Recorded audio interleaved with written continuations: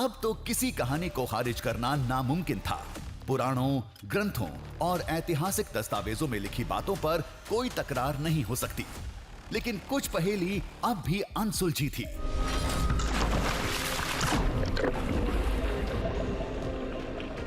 अगर वो प्रतिमा अगस्त्य ऋषि की है और उन्होंने समुद्र में राम के नाम का नगर बसाकर साधना की, तो क्या उस मूर्ति की तरह उस नगर के अवशेष समुद्र के किसी कोने में पड़े हैं?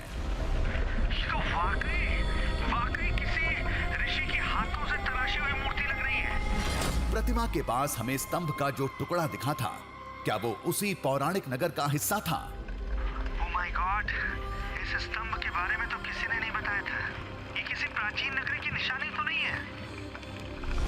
लेकिन हम तो उस मूर्ति के इलाके में बहुत देर तक थे, कुछ और तो नहीं दिखा था।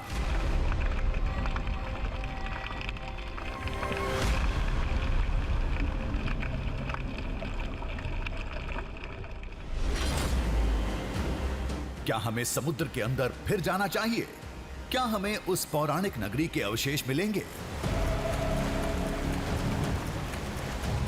अगर द्वारका मिल सकती है तो ऐसे पुराण के जो कोई अवशेष है वो किधर भी मिल सकते हैं ना। लेकिन मानते हैं हम लोग, समुद्र के नीचे एक शहर बसा हुआ है, वो आज भी वहाँ पे तपस्या कर रहे हैं। अगर ये सब सच है तो ये हो सकता है ना, क्यों नहीं हो सकता है? मतलब यहाँ नगरी होगी, हो सकता है।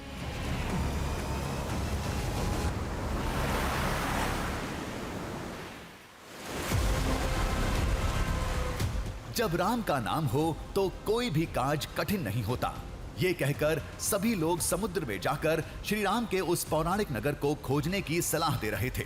लेकिन हमें यह समझ में नहीं आ रहा था कि इस विशाल अरब सागर में हम जाएं तो किधर जाएं, कौन सी दिशा का रुख करें। तभी हमें एक धाम का पता चला, जहां अगस्त्य ऋषि की स्थानीय देवता के रूप में सदियों से पूजा होती चली आ रही है।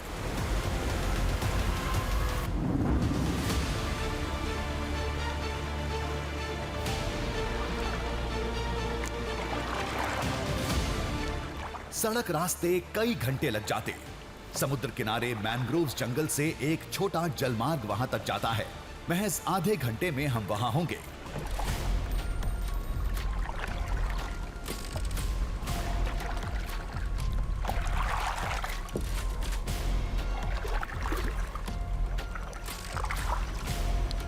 हम जिस जगह पर पहुंच रहे हैं, मैंग्रोव्स के ये जंगल है। आप देख सकते हैं कि यहाँ आपको कुछ भी नजर नहीं आ रहा है, लेकिन हमारा अगला ठिकाना इन्हीं जंगलों से होकर गुजरने वाला है।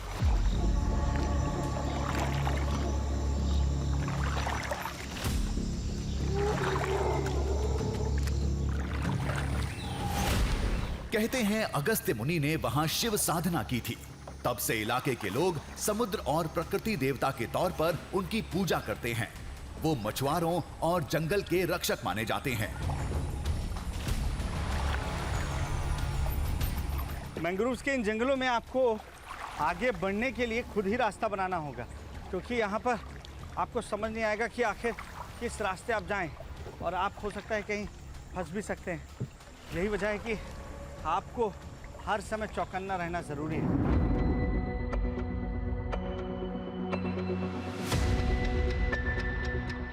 कुछ देर बाद हम उस धाम में थे। ये कुदरत की गोद में बसा एक कुदरती मंदिर था। और ये जो घंटियां आप देख रहे हैं, ये घंटियां दरअसल किसी लकड़ी पर बनाकर नहीं, बल्कि पेड़ों की जड़ों को यहाँ पर सुनियोजित कर कर उस पर लटकाई गई हैं। और इसकी वजह है, दरअसल ये जो पूरा स्थान है, ये श्री देव डुंगेश्वर महाराज की जगह मानी जाती है। डुंगोबा उन्हें स्थानीय लोग कहते हैं प्रेम से। और ये बाबा जो हैं, ये उनके प्रोटेक्टर हैं, उनके रक्षक हैं, ये गांव वालों का मानना है। जिसकी भी मन्नत पूरी होती है वो प्रसन्न होकर प्रेम पूर्वक यहाँ घंटियाँ चढ़ाता है। यही वजह है कि आपको मंदिर के परिसर में चारों तरफ ये घंटियाँ नजर आई हैं। समुद्र में छलांग लगाकर मछुआरा जब नीचे सतह पर पहुंचा था, तो उसने देखा कि उसका जाल कुछ पुरानी मूर्तियों के टुकड़ों में फंसा था। वो जगह तट से काफी दूर लाइट हाउस के पास थी। अभी हम जब मच्छी मारे मतलब फिशिंग के लिए जाते हैं ना, तो उधर हम नीचे जाएंगे, तब हमको हमारा जो जाल अटकता है तो अभी हम देखते हैं उस टाइम में वो मच्छी जो मूर्ति रहता है। मछुआरे का जहां जाल फंसा था वहां जरूर कुछ पुराने अवशेष पड़े थे। शायद वही हमारी मंजिल थी।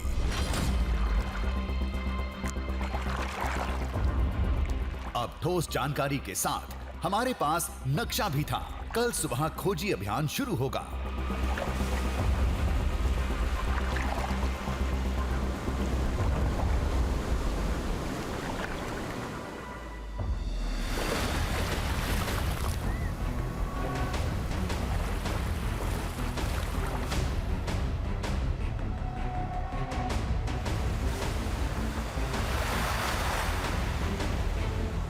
सूरज की पहली किरण के साथ हम मंजिल की ओर रवाना हो गए। तेज रफ्तार से बोट लाइट हाउस की तरफ जा रही थी, जहां मछुआरे को समुद्र की गहराई में कुछ अवशेष नुमा चीजें दिखी थीं।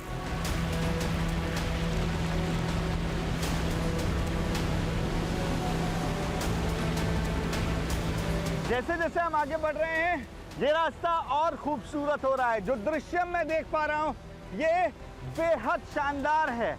आपको मैंग्रोव्स के जंगल आसपास नजर आ रहे हैं और ऊपर पर्वत श्रृंखला है, बीच से ये बहता पानी।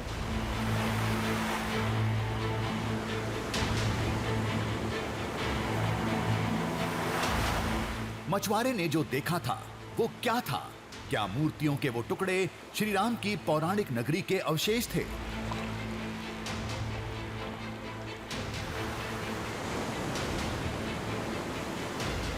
नतीजा मिलने का 1% भी चांस हो तो हम पीछे नहीं हटते। यहां तो आंखों देखे सबूत मिले थे।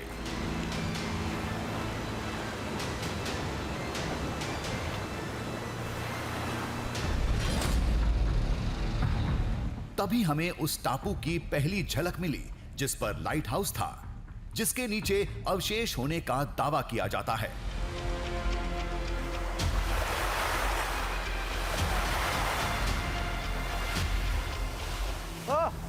एक सेकेंड, हाँ देखिए, अरब सागर में तकरीबन 30 किलोमीटर का सफर तय करने के बाद हमारी अगली मंजिल हो, हमारा अगला पड़ाव मुझे सामने नजर आ रहा है। पहली झलक उसकी देखने को मिल रही है। वो सामने जो आइलैंड नजर आ रहा है वही वो दृश्यम छिपा हुआ है।